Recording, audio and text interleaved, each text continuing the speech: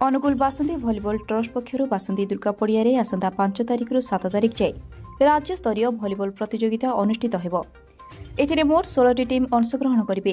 प्रथम दिन केवल अनुगुल जिला भितरे थिबा टीम गुड़िक मध्यरे प्रतियोगिता अनुष्ठित हेबो। द्वितीय दिन जिला बाहर टीम तथा राउरकेला, भुवनेश्वर, पारादीप, भद्रक, बालेश्वर आदि अंशग्रहण करिवे। 7 तारिख दिन सेमिफाइनाल और फाइनाल अनुष्ठित हेबा। जिला विजेता को 10,000 और रनरअप को 7,000 एवं राज्यस्तरीय विजेता को 15,000 और ट्रफी एवं रनरअप को 10,000 और ट्रफी दियाजिबो। एथिसहित आयोजित सांबादिक सम्मेलन में खेलाड़ी जर्सी उन्मोचित होइतिला। सम्मेलन में सभापति प्रताप माझी, संपादक रश्मिरंजन प्रधान समेत कोच दिव्यरंजन बेहेरा और समरेश नाथ प्रमुख उपस्थित थिले।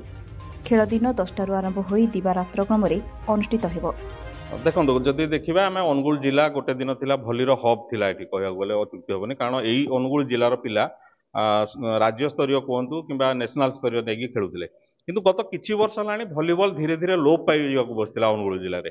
तो हेतिपई आम दीर्घ 8 वर्ष हेलानी गोटे संग्राम जारी रखीचु बर्तमान सुधा जे बासंती अनुगुल बासंती पड़िया जो बासंती भलीबल ट्रस्ट ना आम कि खेला को तालीम देउछु, ता सहित खेलवा को चेष्टा करूँ।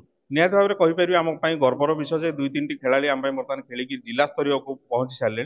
परवर्ती समय निहत आम आशा रखू से राज्य स्तरीय में पहुंचे, किंतु जो खेलाड़ी को केवल तालीम देवा कि खेलेले हेनी, से उन्नत मानर खेल सहित आक्वेंटेड करा पड़ो, जमीक भल भल टीम सहित खेलिबे हो कि भल टीम खेल देखा हो। एथिपाई आम गोटे 3 दिनिया टूर्णामेंट आयोजन करूँ। प्रथम दिन में 8 टीम रही, द्वितीय और तृतीय दिन में 8 टीम रही, टोटाल कह गले 16 टीम रही।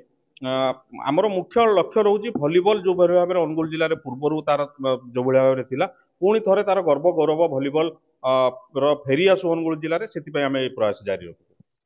आज सांबादिक सम्मेलन जो होता अनुगुल जिले में अनेक प्रतिभावान खेलाड़ी अच्छा भली, विशेषकर भली खेल, तो से कौन प्रकार प्रोत्साहन मिलूना। तो बासंती दुर्गा पूजा कमिटीर एक अंश होची बासंती भलीबल ट्रस्ट।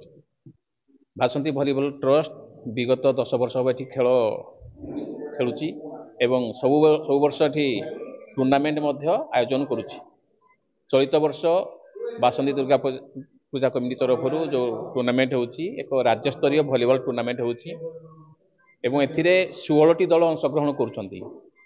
आसंता 5, 6 और 7 तारिख रे एक टूर्णामेंट खेला जीवो एवं या 2टी पर्यायर खेला हबो। अर्थात 5 तारिख दिन अनुगुल जिलार खेलुवा बछा बछा 8टी दल को नहीं खेला जीवो।